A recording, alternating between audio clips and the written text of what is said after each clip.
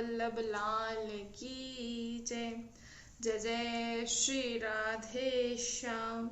श्री सतगुरुदेव भगवान की जय। समस्त संत हरि भक्तों की जय। जय जय श्री राधे श्याम। यद्यपि धावत विषय को भजत गहत बिच पानी, ऐसे वृंदा विपिन की शरण गही ध्रुव आनी। बसिबो वृंदा विपिन को जिहि तिहि विधि दृढ़ होई। नहीं चुके ऐसो समय जतन कीजिए सोई। कहा तू कहा वृंदा विपिन आनी बने बलभान। यह बात जिए समझी के अपनो झाड़ी से आन। छिन भिंगूर तन जात यह छाड़हि विषय अलोल। कोड़ी बदले ले तू अद्भुत रतन अनमोल। कोटि कोटि हीरा रतन अरु मनु विविध अनेक। मिथ्या लालच छाड़ी के गही वृंदावन एक। यद्यपि ये चंचल मन विषयों की ओर भागता है, लेकिन वृंदावन का भजन रस उसे बीच में ही हाथ पकड़ के संभाल लेता है।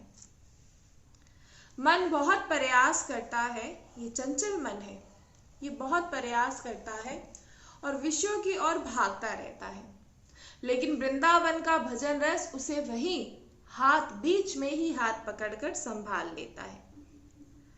और श्री ध्रुवदास जी कहते हैं कि मैंने ऐसे कृपा में श्री वृंदावन धाम का दृढ़ता पूर्वक आश्रय ले लिया है। जब तक आप श्री धाम वृंदावन का दृढ़ता पूर्वक आश्रय नहीं लेंगे, तब तक आप श्री धाम वृंदावन के भजन रस को नहीं पा पाएंगे। जो साधक श्री धाम वृंदावन का दृढ़ता पूर्वक आश्रय ले लेते हैं, तो उनका मन कितनी बार भी विषयों की ओर क्यों ना भागे, लेकिन वृंदावन, कृपामय वृंदावन ऐसी कृपा करता है कि उस साधक को बीच में ही पकड़कर उससे भजन करवा लेता है। श्री वृंदावन का वास जिस प्रकार से भी दृढ़ हो, वैसा ही यत्न करना चाहिए। हमारा यत्न ये होना चाहिए कि हम श्री धाम वृंदावन के वास को, अपना जो विश्वास है उसे दृढ़ करें। जीवन में जो हमें अवसर हमारे हाथ लगा है, इस अवसर को हम ऐसे ही ना खो दें, क्योंकि जीवन में जब हम कहते हैं कि बहुत अच्छा अवसर है, इसे खोना नहीं चाहिए, तो ऐसे ही श्री धाम वृंदावन का वास अगर आपको मिल रहा है, तो कहते हैं कि ऐसे सुंदर अवसर को आप लोगों को नहीं खोना है। आपको इस अवसर का पूरा पूरा फायदा उठाकर और दृढ़ता पूर्वक श्री धाम वृंदावन का आश्रय लेना है। हे मानव, कह रहे हैं ध्रुवदास जी, हे मानव, कहाँ तू तुझ प्राणी और कहाँ वृंदावन का वास, कहाँ तू तुझ प्राणी और कहाँ दिव्य वृंदावन का वास। सोचिए जरा, बड़ी कृपा है श्री लाडली जी की, श्री धाम वृंदावन की। कृपामय श्री धाम वृंदावन है, जिसने हम जैसे तुच्छ प्राणियों को श्री धाम वृंदावन में वास दिया है। श्री धाम वृंदावन में आने का सौभाग्य प्राप्त हुआ है और श्री धाम वृंदावन की महिमा श्रवण करने के लिए मिल रही है। तो कहते हैं कि हे तुच्छ प्राणी, कहाँ तू इतना विषयों में फंसा हुआ है, तुझ प्राणी है, लेकिन तुझ पर ऐसी कृपा हो रही है कि तुझे श्री धाम वृंदावन का वास मिल रहा है। कितना सुंदर संयोग बना है। और इस मन की चतुराई को छोड़ दीजिए, मन की बात को मानना, इसके अनुसार चलना छोड़ दीजिए और अपना इस सब चतुराई को छोड़कर श्री धाम वृंदावन में वास करें। और श्री धाम वृंदावन में वास नहीं हो रहा तो समय समय पर ऐसा समय निकालिए और बार बार श्री धाम वृंदावन आते रहे और श्री लाडली जी का दर्शन करें। ये शरीर जो है ये जा रहा है, ये हमारा समय नष्ट हो रहा है। जीव खुश हो रहा है कि वो बहुत कुछ संजो रहा है और प्रभु इस जीव की स्थिति को देख कर बड़ा ही प्रसन्न खुश हो रहे हैं कि ये कैसे अपने समय को व्यतीत कर रहा है। जीव खुद को चतुर समझता है कि मैं बहुत चतुर हूँ, चालाकी से मैं सब कुछ अर्जित कर रहा हूँ, धन अर्जित कर रहा हूँ, हर किसी को बेवकूफ बना देता हूँ, किसी का धन छीन लेता हूँ, किसी का बुरा कर देता हूँ, मैं बहुत चतुर हूँ। तो कहते हैं ऐसी चतुराई जब प्रभु देखते हैं तो प्रभु बहुत देखकर, जीव की इस दशा को देखकर प्रभु मुस्कुराते हैं और देखते हैं कि इसकी स्थिति कैसी है, ये कैसे अपने समय को नष्ट कर रहा है और भजन बिल्कुल भी नहीं कर रहा। इसलिए कह रहे हैं जो ये विषय रूपी मन है इसे कोड़े बरसाओ, इस पर कोड़े लगाओ। क्यों? क्योंकि ये इतना मूर्ख है कि वृंदावन जैसा रतन हमें मिला है, लेकिन ये वो तुच्छ जो संसार के विषय है ये उसे अपनाता है। श्री धाम वृंदावन हमें मिला है, श्री धाम वृंदावन का वास मिला है, हमें एक बहुत ही कीमती रतन मिला है, लेकिन कह रहे हैं कि जो ये मन है इस पे कोड़े लगाइए, ये वही तुच्छ वस्तुओं को चाहता है। इस मन रूपी विषय कहते इसे कोड़े लगाइए और इसे कोड़े लगाकर इस पे काबू निरंतर कर आप इस पे नियंत्रित करके आप श्री धाम वृंदावन में आए, श्री धाम वृंदावन का वास स्वीकार करें और अपना जो समय जो व्यतीत हो रहा है उस समय को नष्ट ना करते आप अपने भजन में लगे। श्री धाम वृंदावन हर किसी को नहीं मिलता भाई, बार बार कहते हैं श्री धाम वृंदावन में आना बहुत दूर की बात है, क्योंकि वृंदावन की उपमा किससे की जाए। कहते कोई तो ऐसी जगह हो, कोई ऐसा स्थान हो कि जिससे वृंदावन की उपमा की जाए, जिसकी भूमि में मृत्यु भी मंगलमयी होती है। श्री धाम वृंदावन की भूमि में मृत्यु भी मंगलमयी होती है, तो ऐसी उपमा किससे की जाए। किसी और स्थान से की जा सकती है, किसी और धाम से की जाती है, नहीं की जा सकती। वृंदावन के गुणों को सुनिए, आपको सुनाया जा रहा है और आप श्री धाम वृंदावन के गुणों को सुनिए, आपको सुनाया जा रहा है, हम नहीं सुना रहे हैं। वृंदावन आप पर ऐसी कृपा कर रहा है, श्री लाडली जी आप पर ऐसी कृपा कर रही है कि आपको श्री धाम वृंदावन की महिमा श्रवण करने के लिए मिल रही है।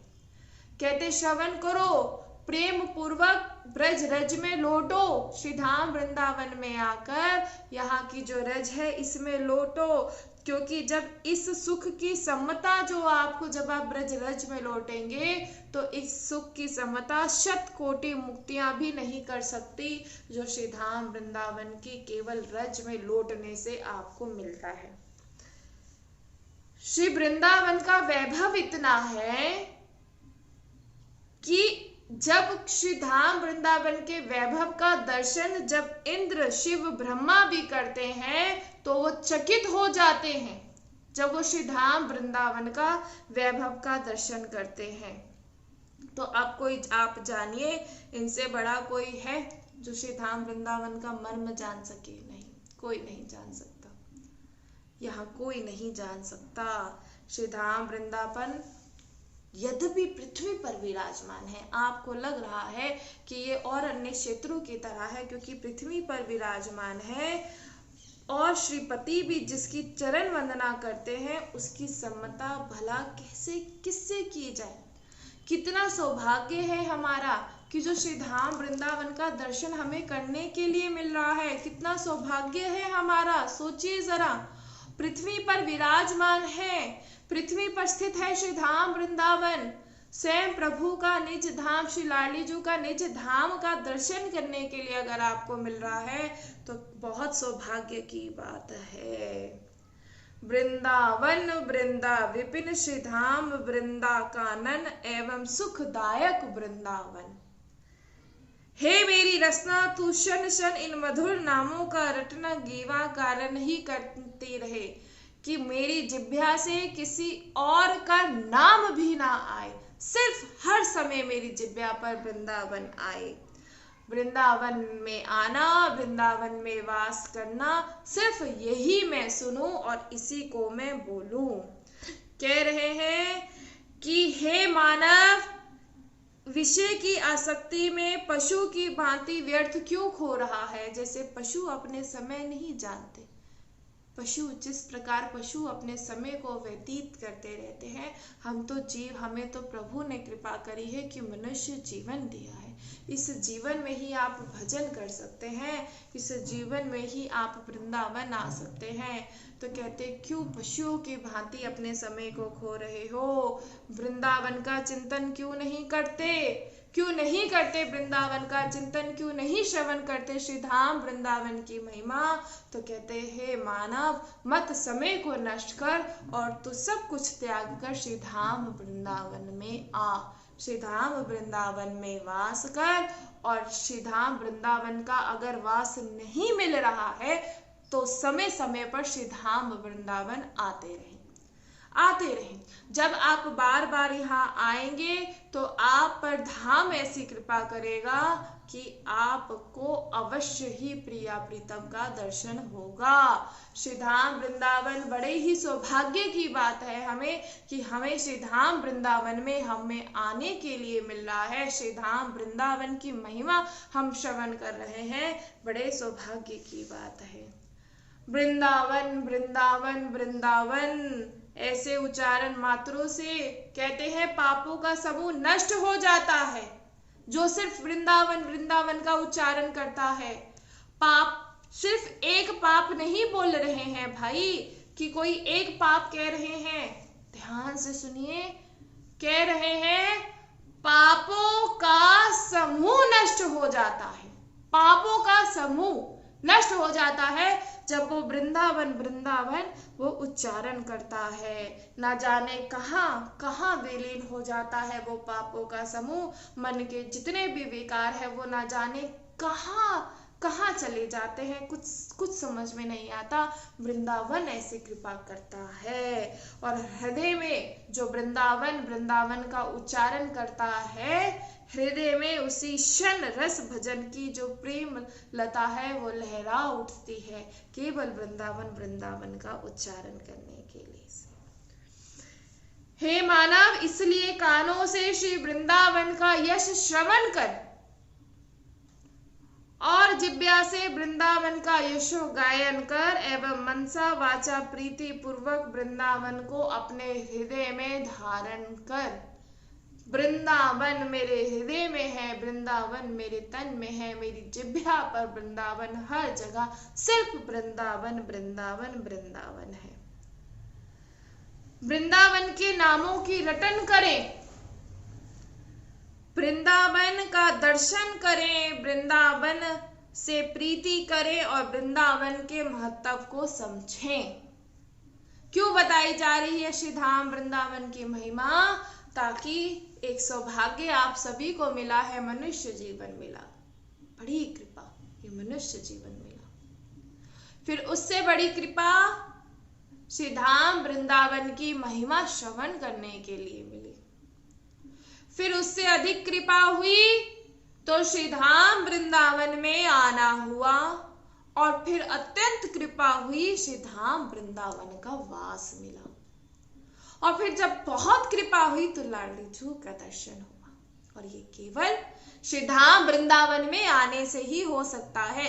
जो कहते हैं कि अन्य क्षेत्रों में रहते हुए भी हम वृंदावन का भजन कर सकते हैं, अन्य क्षेत्रों में भी रहते हुए हम वृंदावन का जो भजन है, वृंदावन का चिंतन कर सकते हैं, ठीक है, हम उनको प्रणाम करते हैं। लेकिन हम उन्हीं से यही पूछना चाहेंगे कि क्या जो सुख श्री धाम वृंदावन आने पर मिलता है, जो प्रिया प्रीतम का प्रेम जो है श्री धाम वृंदावन में आने से आपको मिलता है, क्या वो अन्य क्षेत्रों में मिलता है? जो राधा नाम आपकी कानों में जो गूंजता है श्री धाम वृंदावन में, क्या अन्य क्षेत्रों में ऐसा हो पाता है? नहीं हो पाता भाई, नहीं हो पाता। इसलिए कहते हैं समस्त सुखों की खान श्री धाम वृंदावन है, सुख संपत्ति की खान है। जैसे अगर आपको किसी कोयल आप हीरे की खान मिल जाए तो आप खुद को बड़ा सौभाग्यशाली समझते हैं। हीरे की खान से कई गुना बढ़कर वृंदावन की सुख संपत्ति की खान है। इसीलिए कहते हैं हे मानव, तू इस सौभाग्य को दुर्भाग्य में मत परिवर्तित कर। श्री दुर्दास जी कहते हैं यदि तू अटल विश्राम चाहता है तो वृंदावन को पहचान।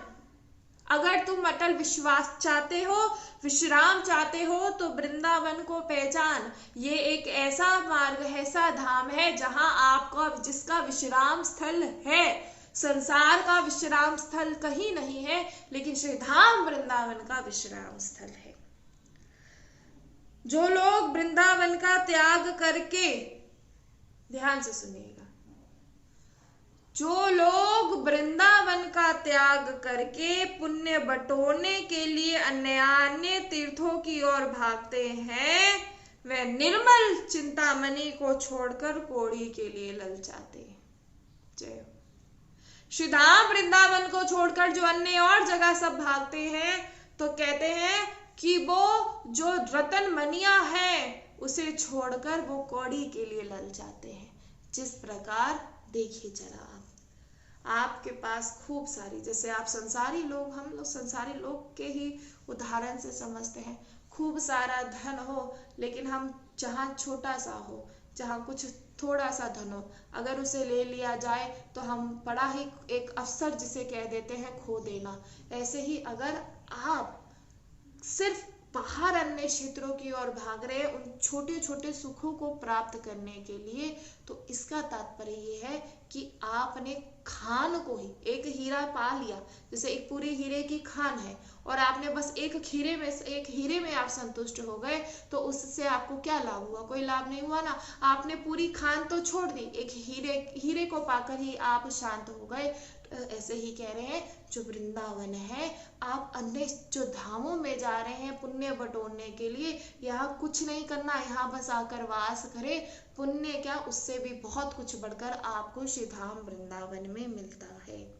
और कहते जैसे वो एक मूर्ख व्यक्ति जो हीरे की खान को छोड़कर बस एक हीरे के लिए ललचाया और उसने बस उस हीरे को ही पाकर उसने सब कुछ पा लिया, वो सोचता है कि बस एक छोटे से हीरे को पाकर उसने सब कुछ पा लिया। तो हे मूर्ख व्यक्ति, तूने उस हाथ आई खान को बिना पहचाने फेंक दिया, तूने उसे छोड़ दिया एक उस छोटे से हीरे के लिए। तुझे प्रभु ने वो पूरे हीरे की खान दी, लेकिन तूने उसको चयन नहीं किया। तूने अगर चुना तो उस छोटे से हीरे को।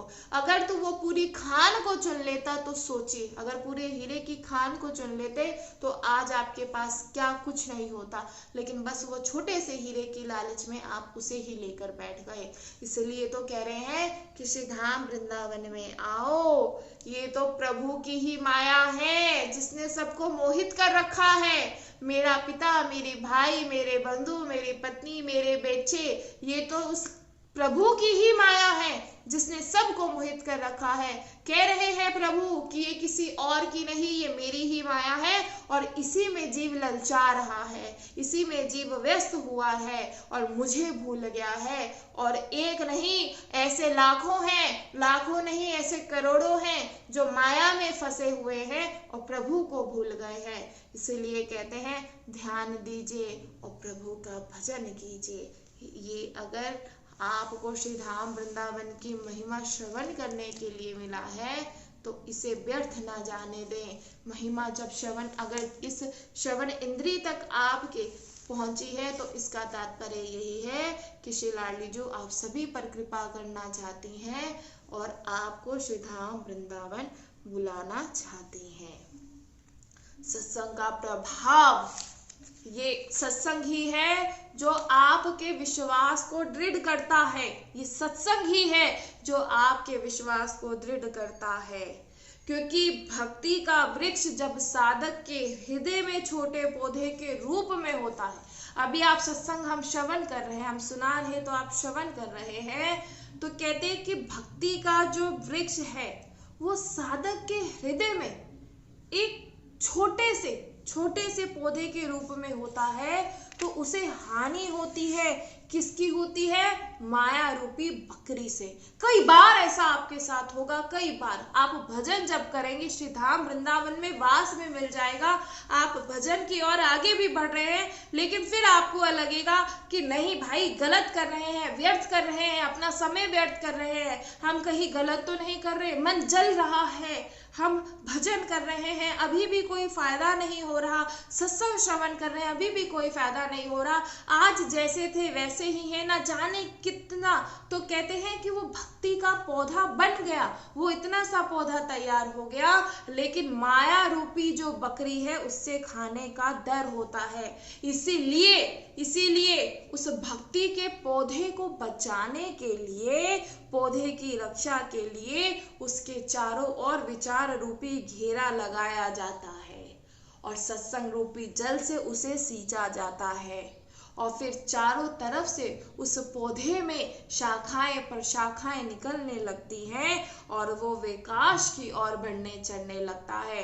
और एक दिन वो ऐसा बड़ा, वो पौधा इतना बड़ा वृक्ष बन जाता है, उस वृक्ष को माया रूपी, जिस पौधे को कभी माया रूपी बकरी का डर था, लेकिन आज वो पौधा इतना बड़ा हो गया है कि बड़े बड़े हाथी उसमें बंधे रहते हैं, बड़े बड़े हाथी उसमें बंधे रहते हैं और चुपचाप खड़े रहते हैं। तो लेकिन ये हो पाता है सिर्फ सत्संग के प्रभाव से।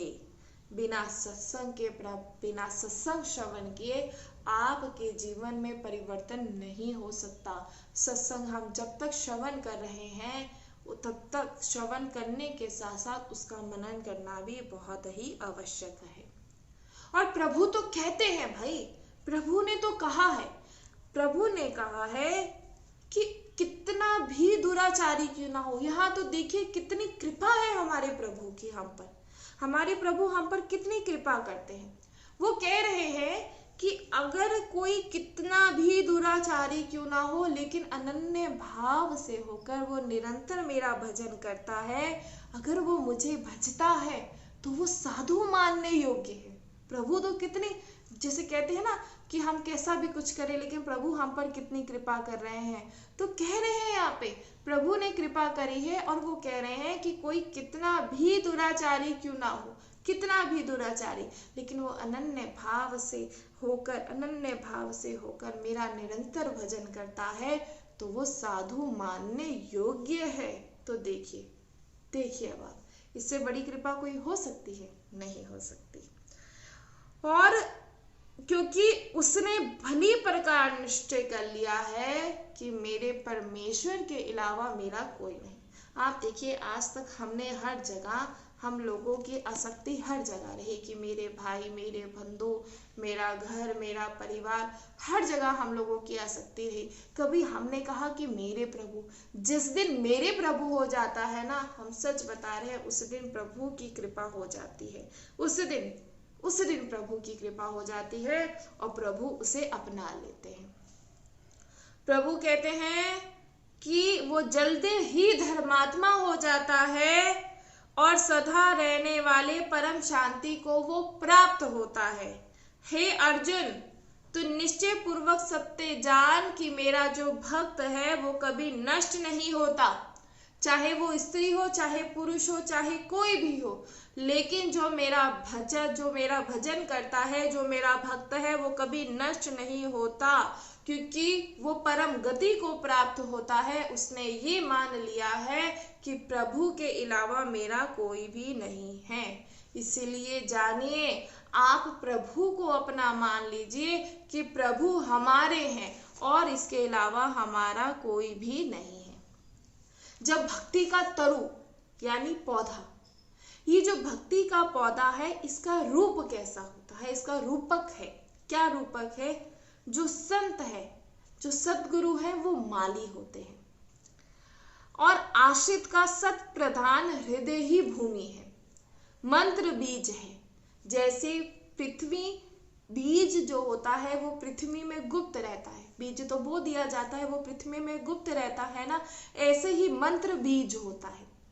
और जो हमारा हृदय है, जो हमारा बीज बोने के लिए जैसे माली पहले उसमें सारे कांटे पत्थर सब निकालकर उसे उपजाऊ बनाता है उस भूमि को, ऐसे ही जो सतगुरु, जो संत जितने भी हैं, जो उपदेश करते हैं, वो हमारे भीतर जितने ये विकार होते हैं उन सब को हटा देते हैं और हमारे हृदय को कोमल बनाते हैं। और जब कोमल हमारा हृदय हो जाता है तो जो भक्ति का तरु है, भक्ति का पौधा है, वो बढ़ता है, वो बढ़ता है और वो धीरे धीरे बढ़ता रहता है। और उसे फिर माया रूपी बकरी का भय होता है कि माया रूपी बकरी उसे ना खा ले, तो इसीलिए चारों ओर विचार रूपी घेरा लगाया जाता है, बनाया जाता है और सत्संग रूपी जल से उसे सींचा जाता है। और अगर भूमि को बिना, अगर कहते हैं भूमि को बिना बनाए बीज बोने का कोई फायदा नहीं है, अगर भूमि को आपने अच्छे से उसमें से कंकर पत्थर को नहीं निकाला तो कह रहे फिर वहां क्या पेड़ उठ सकता है? आप बताइए। अगर पथरीली जगह पर हम सोचे कि हम वहां कोई फसल उगाएं तो क्या हो सकता है? कोई पौधा उग सकता है? नहीं। पहले उस मिट्टी को, उस जगह को बिल्कुल साफ करना होता है और तभी वहां जो पौधा है वो उगता है। इसीलिए कहते हैं कि अगर कोई पात्रता ना हो, अगर कोई पात्रता जिसके भीतर ना हो, जिसके भीतर जो अधिकारी हो, कहते हैं 10 नामा अपराध में से एक ये अपराध आता है कि जो अधिकारी नहीं होता, अनाधिकारी को ये भगवत कथा सुनाना, ये कथा श्रवण कराना, ये सत्संग श्रवण कराना, तो ऐसों को कहते हैं जब सुनाया जाता है तो हानि ही होती है। अब कोई संसार में फंसा हुआ व्यक्ति हो, उससे कहा जाए तो वो क्या कहेगा? वो तो यही कहेगा ना कि ये क्या जाने क्या संसार होता है, ये क्या जाने क्या संसार के सुख होते हैं, वो ऐसे ही तो कहेगा। एक बार ऐसे ही दृष्टांत आता है कि सर्दी का समय था और खूब जोर से वर्षा हो रही थी, खूब जोर से। तो बंदर जो थे वो वृक्ष के नीचे बैठे ठंड में ठिठुर रहे थे। तो अपने घोंसले में आराम से बैठे जो पक्षी थे वो आराम से बैठे थे और उन्होंने बंदरों से कहा कि अगर तुम चाहते, तुम तो हाथ पैर वाले हो, अगर तुम चाहते तो अपने रहने के लिए सुंदर स्थान बना सकते थे। हमारे पास तो हाथ पैर भी नहीं, लेकिन हमने अपनी चोंच से अपने सुंदर घोंसले बनाए और आज हम बड़े आराम से यहाँ बैठे हैं और तुम ठंड में ठिठुर रहे हो। तो बंदरों ने कहा, उनकी उपदेश सुना तो बंदरों ने कहा, बहुत गुस्सा आया और उन्होंने कहा अभी वर्षा रुक जाने दो, फिर तुम्हारे उपदेशों का हम फल तुम्हें देते हैं। आज जो तुम उपदेश हमें दे रहे हो तो इसकी दक्षिणा भी तुम्हें देते हैं। और हुआ क्या, जैसे ही वर्षा बंद हुई तो बंदरों ने उन सब के घोंसले जो थे, पक्षियों के जो घोंसले थे वो तोड़ डाले। तो ऐसे ही मूर्ख बंदरों को जब उपदेश देना पड़ा दिया तो जो पक्षी थे वो स्वयं संकट में पड़ गए। और ऐसे ही जब किसी अनाधिकारी को दीक्षा दी जाए या उसको सत्संग सुनाया जाए तो वो स्वयं को संकट में डालने वाला ही होता है, क्योंकि वो आकर बहुत ज़्यादा हमसे प्रश्न करेगा या वो यही हमें ही संसार समझाना शुरू कर देगा कि संसार क्या होता है, इसलिए जानिए, समझिए, अगर आप तक सत्संग आ रहा है, श्री धाम वृंदावन की महिमा आ रही है, तो इसका तात्पर्य यही है कि आप पर श्री लाडली जो की अत्यंत कृपा हुई है और वो चाहती हैं कि ये समझें, वो चाहती हैं कि ये जाने कि श्री धाम वृंदावन की महिमा क्या है, कि श्री धाम वृंदावन की महिमा क्या है। देखिए, जीवन में सब कुछ मिलना बहुत आसान है। आप धन संपत्ति ये आप आराम से हासिल कर सकते हैं, लेकिन प्रभु की जो महिमा है, जो प्रभु का नाम है, जो सत्संग है, ये आसानी से नहीं मिलता। और अगर मिल जाता है तो इसे आप श्रवण नहीं कर पाते। माया आप पर ऐसा जाल बिछा कर रखती है, आप पर ऐसा प्रभाव है माया का कि वो कभी भी सत्संग सुनने देती ही नहीं, कभी भी सत्संग सुनने नहीं देती। इसलिए आप जानिए और